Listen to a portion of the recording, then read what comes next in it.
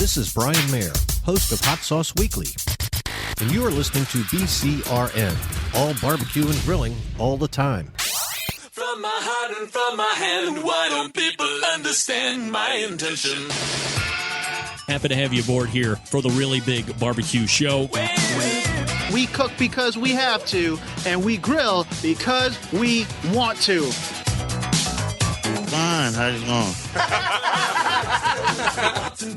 You have a great show. I'm a big fan. So what seems to be the problem here? This man looks like he's dead, and he's in the crackle. Charbono! It's all about the Charbono, dude! Succulent fish! What? He ate 54 wieners. Now listen, Lavernius, shake a face. I'm shaking like a dog shit peach seeds. You could use it to fight off creeping marauders looking to take your steaks off your grills. I just like being anywhere with Junior, Senior, and Diva. Sounds like a whole other type of movie. Wow. Yeah, really.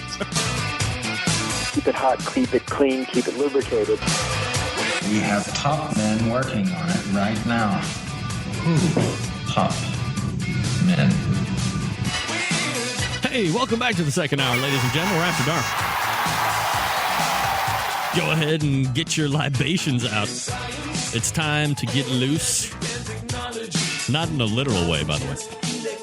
We've got Harry Sue coming up here in just a few minutes. So you're going to want to stay tuned for that. He's a crowd favorite, reaching cataclysmic fame on Season 1 of BBQ Pitmasters. He's been tearing up the competition scene this year. So we'll have some competition talk with him. I'm sure he has a take or two about the new format. BBQ Pitmasters Season 2. Let's go to the emails and see what people are saying. This is from David in Michigan. I think everyone's dislike is justified. It was entertaining, and it is better than no BBQ Pitmasters, and for that reason, I will keep watching. Dave, I think some more than some people are probably right in your line of thinking. This one from John D. in Boise. It stinks. It stinks on dry ice. What's next? Dancing with the Pitmaster stars. Even Myron Mixon got caught saying it's all about steaming the meat. Uh-oh. Get that big stuff out of here. P.S. Right about now, I bet that Myron wishes he had never darkened that studio. He's getting sucked down the drain with the show. That's John D. from Boise, Idaho. Not a fan. Here is Bob G. from Smyrna, Georgia. Wait a sec. They make something really good down there in Smyrna, Georgia. And I have one, by the way. And it's a 26. Anyway, hate the Harry Carey shtick. Come on, Greg. What? Get that big stuff Bob, out of here. Bob, what do you say? Hate the Harry Carey shtick? Shtick? Do you think that I'm sitting behind the microphone and I'm imitating? I'm doing an impersonation of Harry Carey? It's a shtick? This is a joke. What, am I, a clown to you? Am I here to amuse you? Do I make you laugh? What are you talking about, Bob? We're going to have issues, me and you. I can tell you that, my friend. Anyway, I'm not real crazy. This is Bob talking about. I'm not real crazy about the new format of BBQ Pitmaster Show. Pit Fire Challenge. Give me a break. What's next? Ace of Pits? Hell's Pit? Iron Pitmasters? Hey, maybe they'll even let me, Greg, be the chairman. Hey, I love that idea. I'll be the chairman. Why don't they just fill up one of the pits with barbecue sauce and have a pit wrestling contest? Oh, hey. The first season gave you a taste of what it's like to be a pitmaster, to learn about the process, even get a lot of good pointers. I think it gave viewers insight as to what a contest is like, especially for those who are there to win and not to swill beer and burn meat. I could care less if Harry, Myron, Tuffy, or any of the rest of the gang won or lost. It was just enjoyable watching, and there was a lot of things to be learned. It involved a lot of spontaneity. It had a serious side to it, as well as a little comedy. Hell, whenever I watched Paul, it felt like I was watching Bill Murray and Caddyshack talking about the Dalai Lama, baby. That's what I'm talking about. It's a shame. It's a shame. I think I'd get more enjoyment out of watching Myron mud wrestle for a side of Wagyu beef. And who wouldn't? I would love to see that. Bob, let's get together, put our brains together, see if we can get some type of money. I think it all takes money for Myron. We could get, a couple, $3-4. Myron will mud wrestle for Wagyu beef. Why not? It emulsifies at the touch, according to Jim Minion from Two Loose Screws. Thanks for writing in, Bob. I certainly appreciate it and getting your take. Who else do we got? Brian D. from Maryland. Greg, haven't seen the show yet. I'll probably watch it when some buddies are on. It is very simple to me as to why Season 2 will not succeed. It lacks originality. No matter how you slice it, no pun intended, it has been done before. Season 1 was very well received by the barbecue faithful and lay people alike because it was different and, yes, original. I was not even aware of Pitmasters last year until my coworker mentioned it to me. Season 2, nobody cares. That's the difference. Great show tonight. That's Brian D. By the way, ladies and gentlemen, Brian D. is Brian Dodd. You've heard Dodd before because his daughter Kelly Dodd is the exclusive official roving reporter for the Barbecue Central radio show. And Brian Dodd is being very coy here, ladies and gentlemen, because he's on a TV show himself. Yeah. National Geographic. Inside the DEA. This isn't Brian Dodd we're talking about. This is Special Agent Brian Dodd bringing down the bad guys and beating their ass, baby. Yeah, baby. You want to tune into a kick-ass show, Inside the DEA on National Geographic. Now, that's some real reality television right there, buddy. Talking how they're busting the bad guys, not only in the States, but across borders in different countries. Fascinating. You got to check it out, man. Brian, congratulations to you. You got to be like the only special agent for the DEA that actually competes in barbecue competitions. So watch out. Don't mess with that guy. He might steal your brisket and kick your ass for you if you're not watching out. So, Brian, thanks for writing into the show tonight. Don G writing in. That's a question for Harry Carey. Love the Oingo Boingo. Hell yeah, you do. Lots of cheers. So, again, thanks for writing in, everybody. And seems to be a lot of like-minded individuals. Oh, dude, did I just let that ring out loud? So unprofessional. Anyway.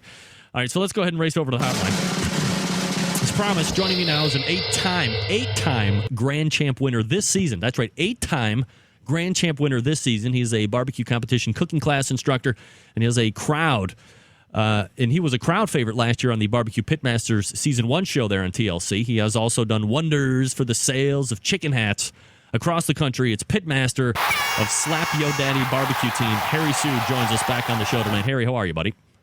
I'm doing great. Greg, how are you? I am excellent, and thank you for asking. Always appreciate you making time for the show here, Harry, and lots to get into that we can talk about. This weekend passes, and it seems at least a couple times this year during the course of your competition run, you aren't amidst controversy for you and Team Slap Yo Daddy. You have made a very public run to get that automatic bid for the Jack Daniels competition this year.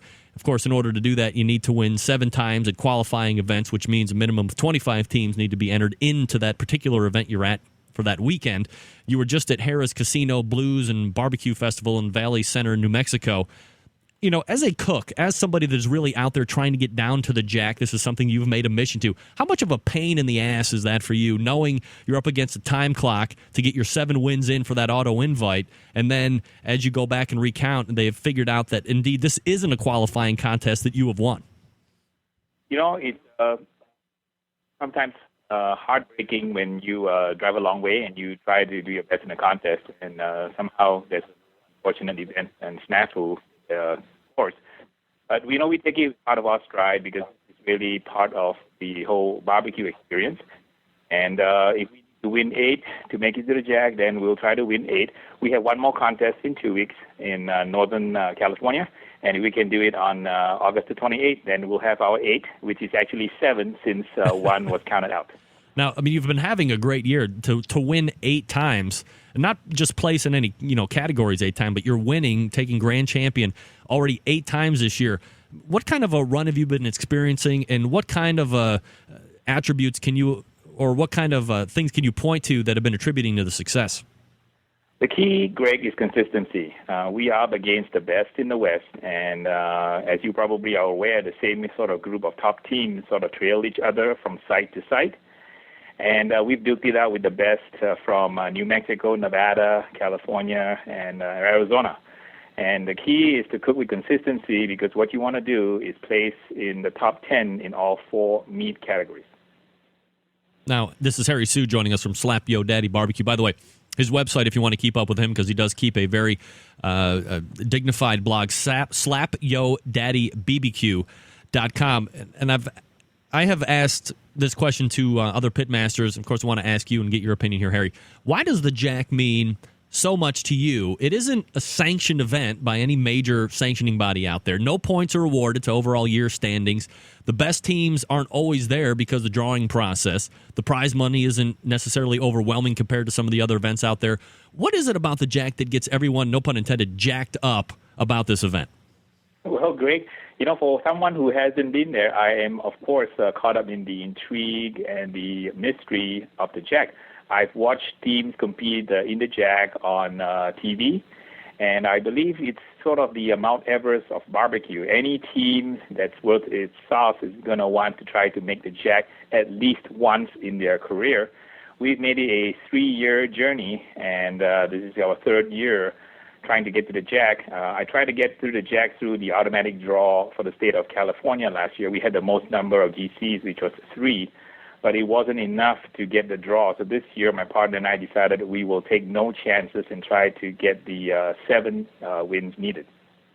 And that's quite a undertaking. I mean, you're out there, running almost every weekend. There's got to be certainly a large financial interest that you are laying out there expense-wise to get out to all these competitions. You're driving substantial amount of miles.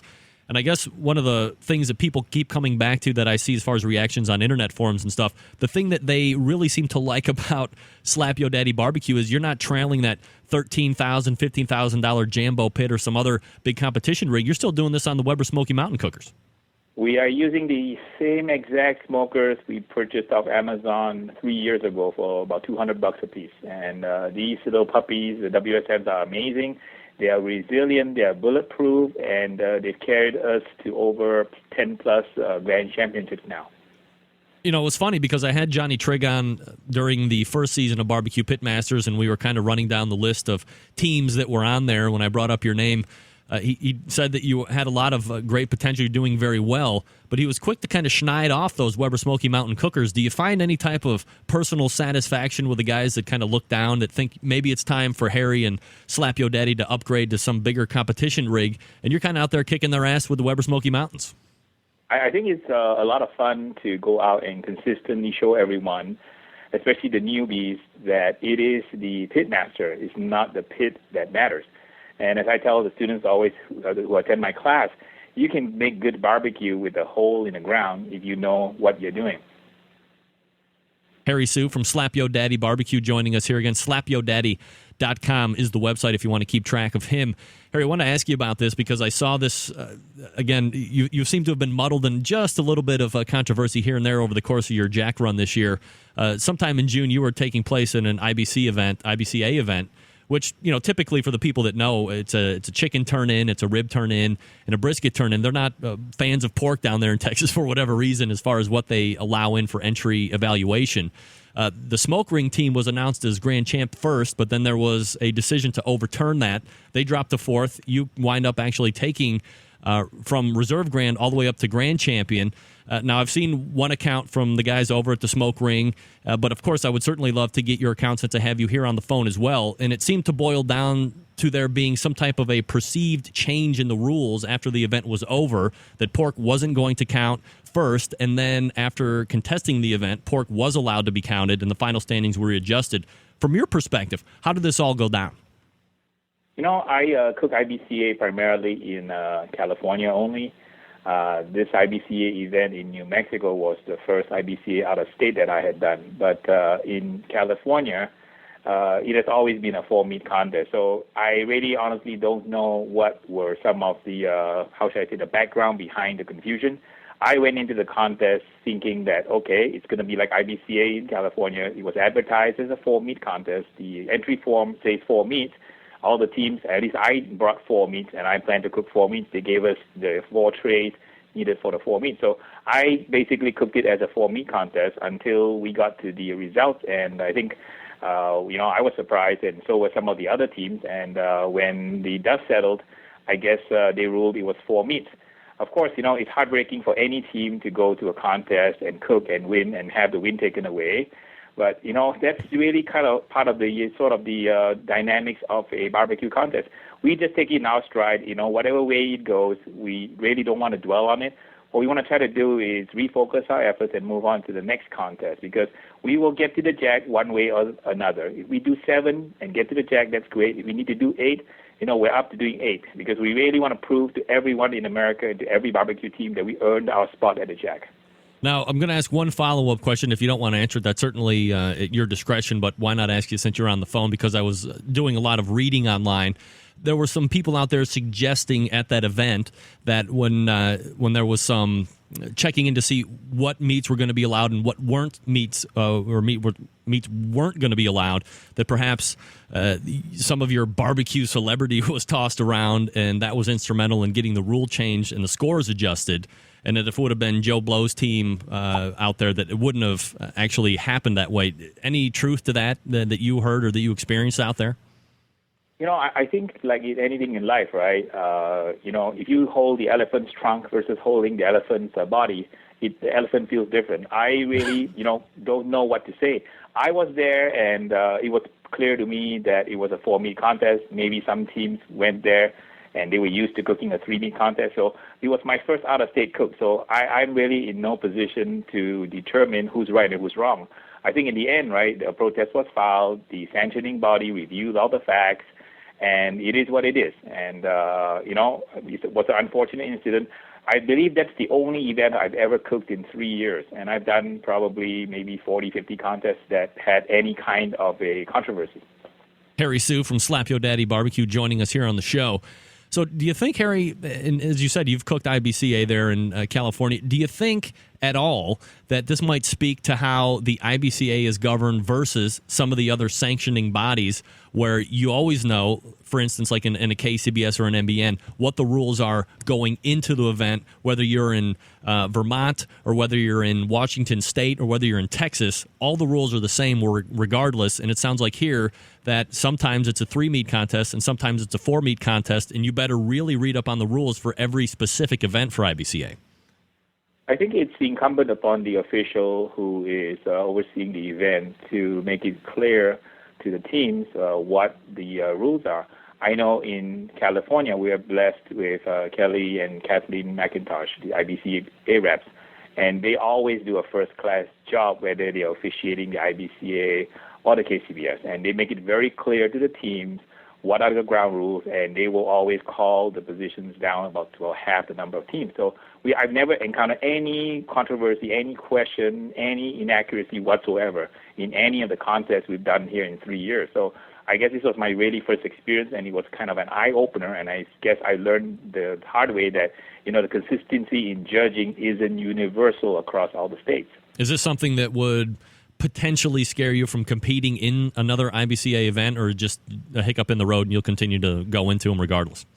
Greg, we are fierce competitors. We go anywhere. There are great teams. I'm really not so much concerned about the judging or the rules. We just want to go against the best. I mean, we are one of the very few teams on the West Coast that have driven 40 hours one way to cook in Arkansas, to cook in Kansas City, because my philosophy has always been the same. You want to be a small fish in a big pond, go get your butt kicked, and that way you elevate your game so that when you come back to home court, right, you can cook it better than anyone else. And that strategy has worked for us this year. So you cook in a number of different sanctioning bodies. Everybody has got their little idiosyncrasies here and there, what you should be including in turn-ins, what you shouldn't be including turn-ins, what meats are going to be cooking this weekend, what meats you're not going to be cooking that weekend. What do you like about IBCA and what do you like about KCBS individually as sanctioning bodies? And then would you like to see them kind of blend some items together? I like them separate because I think that characteristics that are good in both of them, as well as some cons. I think the IBCA format is great if you're a new team because of the 1 hour between meets and the simplicity of the turn-in where there's no garnish. On the KCBS side, I kind of like the artistic nature of sort of the garnish. It allows the teams to express a dimension of their barbecue skills that perhaps they couldn't do if they were putting in aluminum foil. So I think that what's important is, I want to stress this, as a barbecue pitmaster, you got to be able to cook and excel under all different kinds of conditions like weather, temperature, moisture, altitude, and so on. So extending that kind of diversity and dynamic and flexibility to rules is just part of the game. For example, we're heading to Canada in September to cook under the PNWBA, and I'm going to have to learn all these new rules, and we're going to have to adapt. And that's what's challenging about barbecue, is about making it different and challenging each time you go out. So for the teams that don't venture out, and there's a good handful of teams, for instance, in the KCBS, that don't necessarily venture out to an IBCA or up in the Pacific Northwest, or wherever the case may be, they don't go down to Memphis Barbecue Network or FBA, but they only want to stick within the KCBS. Do you feel that, well, that's their decision and they can do what they want to, or do you feel that in some respect that they might be limiting their skills and being able to further quantify and hone their cooking skills by just staying in one sanctioning body? I think that some people feel safe and they don't want to risk it, nor maybe they want to kind of stretch their wings.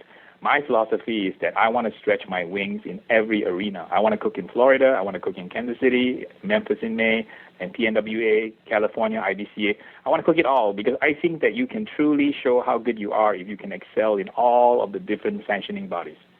This is Harry Sue from Slap Your Daddy Barbecue. So, Harry, for the people that maybe didn't hear our first conversation a couple months ago, how did you get involved in the competition side of things and progress to where we are today? It happened totally by accident. I used to help out in a fundraiser barbecue at work for the African American Association, and everybody commented that I put out great barbecue. And there was a show called The Bucket List by Jack Nicholson and Morgan Freeman. So some of my coworkers and I decided to get into a bucket list group, and someone wrote a stretch goal for me to compete in barbecue, and I went to my first contest, and I won reserve champion and first in chicken. So that was 2008. As you know, seems like a long time ago. So we've grown kind of from a backyard team using 2 WSMs today into, I believe, we are now one of the top teams in America. I just checked the standings today. I believe we are in 6th place, and that is surreal for me because by day I'm just an IT guy, doing projects, and on weekends, I adopt this completely different persona. And what is beautiful about barbecue is all of the wonderful, wonderful people and the humanity and the camaraderie that I've been able to experience the past 3 years while cooking on the circuit.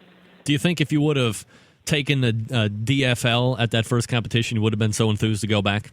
I always tell everyone, try not to win on your first contest because you'll be hooked, line, and sinker, and all your time and money is going to be spent barbecuing. All right, so here's the question I've been asking a lot of pitmasters recently, and you're actually a great one to ask this to because you fall into a number of different aspects to this question.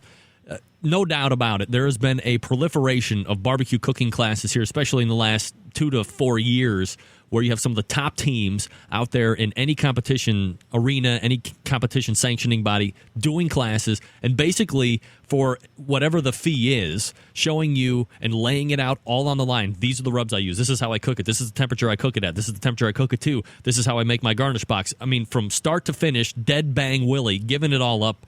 And over the course of this proliferation of classes, in your estimation, first of all, has there become a vanillaing of flavor profiles in competition barbecue because all the people that are taking the cooking classes from the people that are winning now are using all of the same flavor profiles? I think that if everybody learns from the best and everybody tries to cook like a champion, it's going to cause some of the flavor profiles to kind of meld together. But I think that the way to win is to essentially distinguish yourself from the pack. I know a lot of the teams that have taken classes, they are not necessarily winning contests, even in California. So, what I want to stress is this, right? There is basically no such thing as perfect barbecue. There's just perfect barbecues in plural. So there's perfect barbecue in Kansas City, perfect barbecue in Memphis, perfect barbecue in Georgia, Texas, and California. If you're from California, right, you need to learn how to cook to win in California because the flavor profile in California is different. So if you went out to Kansas City and learned from a top pitmaster there, it doesn't necessarily mean that flavor profile will work out here. You still have to work hard to distinguish and separate your flavors from the pack. Now, you also do the Barbecue 101 cooking classes, so as somebody that might be listening to the show either live tonight or listening in podcast fashion later on after the show airs live here, what can one expect if they sign up for your class, and what is the cost associated with that? I teach a backyard class for $2.99, and the class runs about 6 hours.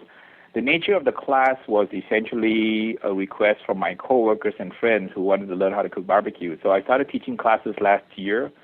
And once I got on the internet, I started getting a lot of requests from people who wanted to learn from me. And I've since had students from as far as Canada, Texas, Georgia, Hawaii, even from Minnesota. I even had Famous Dave's of the Famous Dave's barbecue chain. He owns 200-plus restaurants. And I was kind of chagrined that he came to my class incognito. Didn't identify himself to me until the end of the class. But he was a very gracious man, and he told me that he learned a lot from me. So what I try to do in my class is I use it as a means to spread my love and passion for barbecue. So even though I cook kind of a backyard-style recipe, which is essentially the winning recipe we used to win Rookie of the Year in California, I am teaching my students my current competition technique. And we go through not just 4 different meats. We cook 12 different items, including some of the other less common ones, such as tri-tip. We even do a seared ahi tuna in 6 hours. So what I try to do is I try to pass on my love and passion to as many people as I can, because I truly want to spread happiness through teaching barbecue. And how many classes are you typically going to be doing over the course of a calendar year? I actually have been limited to 1 a month because I'm one of those funny people. I don't want to sit behind a microphone and teach 100 students. I actually teach about a dozen students hands-on in my backyard, because I want them to feel and touch everything. And my class involves making everything from scratch, making the rub, the sauce, the injecting the meat, feeling the meat swell, touching the meat when it's cooked, it's raw, touching the meat when it's getting cooked, touching the meat when it's done. So I walk my students through every aspect of barbecue to teach them the science, the art of barbecue. And, I really am very, very fortunate because the classes have been filling up 3 months in advance. I think the November class is sold out, so is August and September. So I do it more or less, as you could say, sort of, in a way, community service, because what I want to try to do is use the revenue from the class to support a couple of charities that I'm really passionate about. The first one is Operation Homefront, which helps the troops, their families, and veterans. And the second charity that I support is called Save the Children, to help the children in America and help the children around the world. Harry Sue joining us here on the show. So, Harry, my next question is, when we were talking about vanilling of flavor profiles due to people taking a lot of these classes, if somebody wanted to get outside the box, maybe, and a lot of pitmasters have been on the show saying, look, don't worry about sauces, don't worry about rubs. What you need to do first is obviously learn how to cook the meat perfectly, and then worry about flavor profile. So let's assume we have the cooking of the meats down to a science, if you will. How does one actually go about building a flavor profile that works? You build a flavor profile by looking at the taste palette in the demographic area you're in. I can speak to, for example, in California, because of the influences of Japanese food, wasabi, Mexican food, Thai food, and so on. Spicy works here. So the way you do it is, once you learn how to cook meat perfectly and you are tweaking your flavor profile, every time you make a meat, right, I make detailed notes of my flavor profile. So let's say I decide I'll cook something spicy and sweet. I will watch the judges' scores, and I will plot the judges' scores against the different flavor profiles that I throw at them. It's taken us 1.5 years to develop the flavor profile that works for California. That's why when we take the same flavor profile we cook in the Midwest, we usually finish in the top 10%, but we can't make GC. So it's a matter of just basically painstakingly plotting the responses and scores from the judges, given any particular flavor that you want to try on them. It takes a lot of time and effort to kind of draw it all down and filter it all down to a flavor profile that works. We've won basically about 7 GCs in the past 5 months, because we've been able to nail the flavor profile that appeals to California judges. All right, so when you have your meats cooked perfectly and they're going out, they're doing very well, at what point, as you're getting the feedback from the judges after the competitions, let's say your chicken starts to come back or your pork starts to detract, at what point or in how many weeks go past do you start to look at and say, hey, things aren't going well for this category, and how do you go about making the judgments, and are you making wholesale changes or is it bit by bit over the course of time? If the formula isn't working, then I'll make a wholesale change. But if we're kind of dropping our score, let's say our score used to be 8, now they're 7, I will try to sort of modify it slightly to edge it up. I can even, for example, in 2008, fruity flavors were doing well. Well, in 2009, fruity flavors kind of lost their momentum. So we moved over to more what I call molasses kind of flavor, and that worked. So it's a matter of constantly staying on top of your game, keeping track of what the judges are scoring, your meets, and keeping accurate logs and accurate pictures of what you're turning in. Because sometimes an extra shake of rub makes a difference in the final score. Are you still seeing out there on the competition trail, you still getting a lot of adulation from the fans and a lot of recognition to competitions? You know, the popularity of Pitmasters is completely amazing. I'm constantly being touched by the people who've come up. I've recently in Boise, Idaho, I had a team come up to me with a photograph of a 10-year-old girl. Her name is Jessica.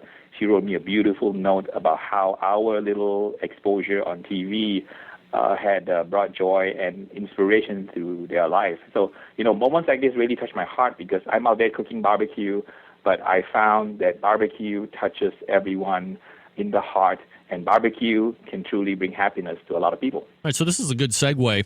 We're talking with Harry Sue from Slap Yo Daddy Barbecue, by the way. SlapYoDaddyBBQ.com is his website. He's got a great blog on there as well, so you can follow him. You really came to prominence, obviously, with the exposure on BBQ Pitmasters. You were a fan favorite. Everybody loved the way you were, you know, really coming across like you are tonight, genuine, looking to promote barbecue, looking to win, of course. There's obviously a very competitive spirit within you as well, but doing it kind of in the right way and in the proper ethical way. So as you see season 1 come to an end, we got your thoughts on that the first time we had you on here during the show, and nobody knew if there was going to be a second season for a long time. And then season 2 came to be. You're not going to be on season 2, but there was a wholesale format change, and I think a lot of teams made up their proposal videos and sending them into the various media outlets for consideration, thinking that this season number 2 was going to be just like season number 1. Well, that's not the case now, and they've completely changed the format. So as somebody that has had experience obviously with the first format, and now I would imagine you watched the premiere episode this past Thursday like a lot of other barbecue enthusiasts did. How do you like the new format, and is it something that you would like to take part in, having seen a finished episode now?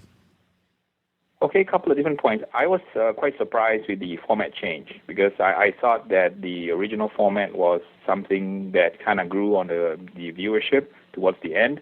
So I was surprised that they changed the format in a certain way, but I'm really not surprised in the manner by which I know John Marcus. John Marcus is a top TV producer. So the purpose of a TV show is essentially to appeal to a general audience and, of course, to, you know, get ratings.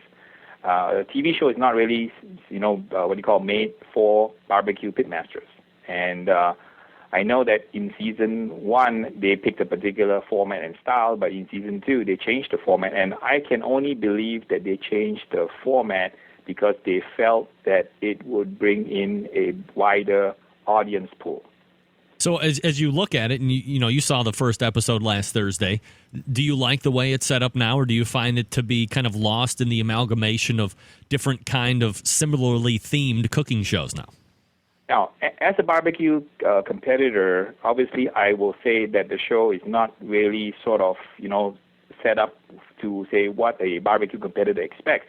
But I have to imagine that they thought through that, and the show, if you look at it from a different perspective, is designed to appeal to John Q. public. Now, with that kind of a, you know, sort of Iron Chef kind of approach, right, I have to believe that they thought through many different format changes and they picked that one for a particular reason. You have to understand, when TV execs sit down and try to put together a format of a show, they put a lot of thought in it because it costs millions of dollars to do a show. So I have to believe that they subjected some of that kind of format to different focus groups. And that was what the focus group told them was a winner. So from my perspective, it may not be, say, suitable for, say, a pitmaster competitor type person, but I would suspect that the show would appeal to more of the general public. All right, so keeping in mind that obviously you're a fan of the pitmaster side because you are one, if you are a team that didn't take part in it, I'm asking you to go a little outside the box here because you were obviously part of Season 1, but if you weren't part of Season 1 but you liked it and you liked the way the format was, you saw Season 2 was coming out and they were asking for videos, and you made a video, and you found out after the fact or after you were initially making inroads with the production company that the format was completely changed, seeing what it is now, would you be likely to back off and not do the show because of how it is, or would you still go through no matter what? Oh, Greg, I would love to do the show in its current format in season 2 because I'm not sure if you're aware, but cooking barbecue is not the only thing I do. I love to play around in the kitchen and put out beautiful dishes from all the countries around the world. On my website, stepwithdaddyBarbecue.com, there is a page called Culinary Artistry where I cook dishes from all around the world. So I would love to be on a show where I cook barbecue and I can also show what I can do with catfish and any other exotic ingredients they want to throw at me. So do you think it's fair that a decision is made? Well, let me get your take on this. The main meat last week was pulled pork. And the only team to put in pulled pork were the two ladies from Taint the Sauce. Both Hot Grill on Grill Action and Ponderosa Barbecue turned in the sliced money muscle, which is sliced pork. It's not pulled pork. So do you think that Taint the Sauce should have gotten the nod over the other two? I think that some clarification on the rules should have been made. I think that, a lot of times teams go to a TV shoot thinking that they're going to cook a barbecue contest. And I know I turned in sliced pork and pulled pork in my box. So unless the rules are clear, it's really hard to second-guess who's right and who's wrong. Because a lot of teams may have gone to the show thinking, I'm going to cook my best competition barbecue, and when I hear the word pork, my brain says pork the way I serve it in the contest, be it pulled, shredded, cubed, or whatever. So, I think that there was a little bit of controversy in the show as to whether they follow the rules or not. And, who knows? I mean, unless the rules are specifically written down and read and given to each contestant, it's sort of subject to interpretation what they were exactly asked to do. And do you think it was a little disheartening to see that what put the team over in the win was coleslaw? Well, yeah, and I think that that's a sort of one perspective. I think that if two teams cook great pork, right, and what's the tiebreaker? In a normal contest, the tiebreaker is the brisket entry. So when two teams are equally weighted on one particular category, then there has to be a way to break the tie. Now, I don't know if the coleslaw was scripted or the coleslaw was part of the scoring, but, legitimately, if a side dish is part of the overall score, then the team with the highest total score across all the categories competed wins. So from a purist standpoint, I can see some logic in that, because how else would you break a tiebreaker? Harry Sue joining us here on the Barbecue Central Show After Dark. So, Harry, were you not considered for the second season? Because obviously there were some people that were on season 1 that have made it into season 2, or did it not fit into the schedule? What happened? I wasn't contacted by the producers to be in season 2, so that's all I know. I think that the selection process was pretty private and kind of closed, and I basically continue on with my journey, which was to go to the Jack. I had my shot on the show last year. I had a great time, but I have a kind of a personal goal now, which is to be drawn for the Jack. All right, so somebody that knows barbecue very well, who's seen the TV side of things, and now you're looking at a new format. Your long-term look in the crystal ball, do you think season 2 is going to be the continuation and revival of BBQ Pitmasters, or will it become the Grim Reaper and kill it? I will suggest this. I mean, I think it's premature to reach any conclusion after having done one episode. If memory serves me, in season 1, after the first episode, there were a lot of mixed reviews as to whether the format, the content, the teams would actually make the grade. But lo and behold, right, they ended up shooting 8 instead of the 6 episodes. And from all indications, season 1 made an impact to a lot of people. Now, season 2 has a new format change. I think everyone should sort of give it a chance to see how it kind of works out. With any new format change, the viewers need to get used to it. And I have to believe, right, that format was chosen for a very specific reason, that it could expand the viewership for the show. So let me counterpoint to that, and I'd love to get your opinion on his. If you didn't like the first episode last Thursday, regardless if you know some teams or not, obviously I've had some type of communication with probably 85 or 90% of the teams that are on there having done this show. But if you don't like the first episode, if you don't like the new format, chances are you're probably going to not like the next 5 because of the new format. There's really not a lot of variation as far as what's going to be happening. You're going to have some different meats. You're going to have these different challenges. But the format itself isn't going to change week to week. So is it fair to say that if you didn't like last Thursday, you're probably going to not like the next 5 subsequent Thursdays? I think what is fair to say is that the information on whether you like or dislike is based on who's watching it. Now, as a pitmaster, I've seen all the responses on my Facebook fan site, and the comments from all the pitmasters is that's not their first choice in format. But I'm going to be very curious to hear what John Q. Public thinks of this format. They obviously chose this format for a specific reason. They put these series through focus groups, received a lot of feedback, made changes before they released the first season premiere. So I have to believe, there's been a lot of thought and logic behind what they're doing. There is a method to the madness, and the objective is still to, for it to become a hit show. So yes, from a pitmaster standpoint, it's not sort of the format that I was expecting to see. But, I think the jury is still going to be out as to how the entire show ends up after the rest of the shows are aired. All right, Harry Sue joining us here. All right, so let's get back to the Jack Daniels here, and then I'll cut you loose. If you are able to go ahead and wrap up this, it would be like 58 wins this season to get you for automatic qualifier down to the Jack. But assuming you pull that off here in the next couple of weeks, I believe you said it was, and you head down to the Jack Daniels, you've heard probably 1 billion people talk about it. You've talked to a number of people that actually been down there or have had some type of firsthand account of what it's like when you get down there. When you pull into Lynchburg, are you taking the same recipes and the same flavor profiles that you have one with over to Lynchburg, or do you have to game plan it, as you said, regionally for where you're at in order to get your best shot at winning, do you think? I haven't even given much thought to my strategy at the Jack because I'm so focused on trying to get there. Let's think ahead. Let's not be like athletes and go game to game. Let's go like months out in advance. Come on. Okay, you're trying to distract me from my game. I have to bring my A game, to Northern California in 2 weeks. But if I had to go to the Jack, I would have to say I would cook what I know. We've cooked these sets of recipes to 7 GCs now in the past 5 months. So I'm going to continue with the recipes that I'm using now. One final question: if you have, if you cook the American Royal Invitational, if you cook the Jack Daniels World Championship Barbecue Cook-Off, and you win both, which one would mean more to you and why? I honestly think that the Jack, because I cooked the Royal, and the Royal is something that you can get invited to when you win 1 GC.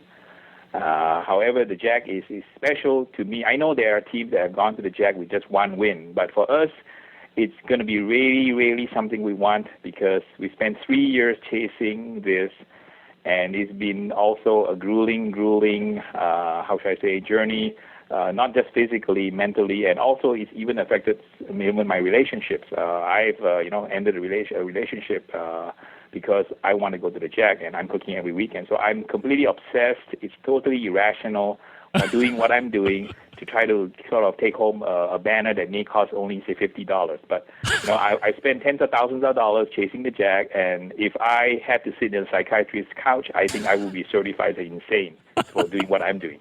Well, at least we've got to the first point, and that's admitting, Harry, that we have a problem. So I definitely have a problem. We're already on the step and the road to recovery after this whole thing ends this year. But look, we wish you nothing but the best here, obviously, as you continue your winning ways. Well, regardless of winning ways or not, we'd love to have you back here on the show and get your take on what's happening at that point in competition barbecue. And again, we're talking with Harry Sue, pitmaster of Slap Yo Daddy Barbecue. The website, slapyodaddybbq.com, and he's looking to chase down that automatic bid for the Jack Daniels here in the next couple of weeks. So, as with any pitmaster, Harry, that comes on prior to a competition, you get the Barbecue Central radio show karma, and as anybody can attest, it never doesn't work. So we can pretty much lock up Grand Championship here in 2 weeks, and we'd love to have you back on as you gear up, hopefully, for the Jack and see what's happening then. Thanks for coming on tonight. It's been a pleasure, Greg. I'll talk to you soon. All right, take care. There he is. Harry Sue, slap your daddy, baby. He's ended relationships. He's told close friends to beat it. And he's told his mom, get away from me. I'm cooking the Jack. Leave me alone, you people. Leave me alone. Wow. Hey, look, I mean, as long as you know you have a problem, I don't think it's a problem, right? I mean, what's the deal? I like to cook every weekend and dump my girlfriend. Fine. I know I'm doing that, and I choose to do that. I don't have a problem with that. He just told me that. I think I like that, actually, a little bit. I respect that in a weird kind of way.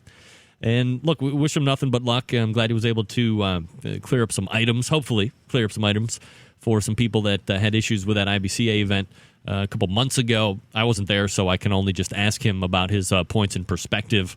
So hopefully you can sit well with that, but always available, as many of these competition barbecue guys are, for interviews. So let's do this. We have a few minutes left.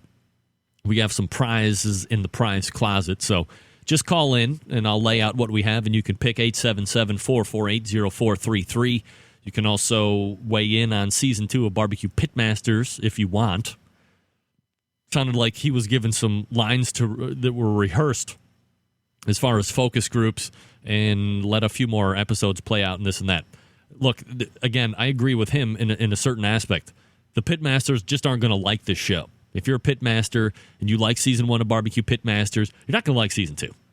It's just the way it's going to be. You're going to like some of the people on there because you know them, because you've took their class, because you've met them at a competition, because you talk to them on online forums, and you think you know them, but you don't. I get that, because that's where I'm at. I know a lot of these people. I've talked to a lot of these people. I want to see them do well. I don't like the format, personally, but that's just me. And the other bottom line is this.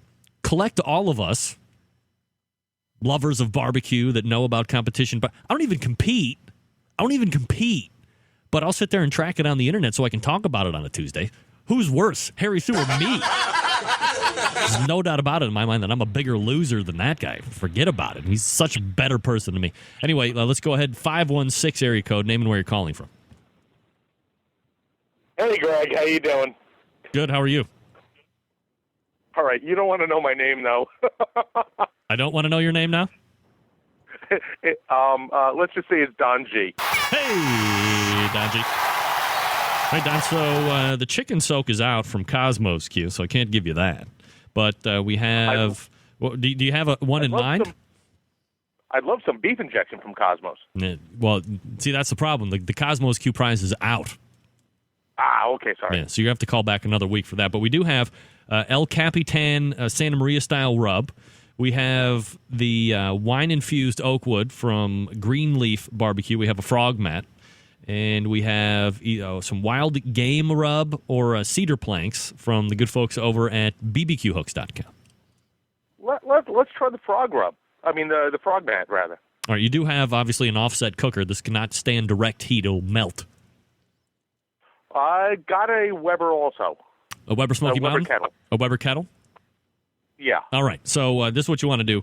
When you email me your shipping info at greg@thebbqcentralshow.com, just go ahead and put your grill grate size down. And the good folks over at Frog Mats actually cut them customly, and they'll ship it right out to you. Ah, it's cool. All right, Don. Thanks for calling in today. Thanks for a great show. All right, man. There he is, Don. Frog Mat's out. Don gets the Frog Mat. We have a wild game rub. We have Greenleaf Barbecue wine-infused oakwood. We also have El Capitan Santa Maria style barbecue seasoning, which, by the way, I just put on fingerling potatoes as my side dish tonight.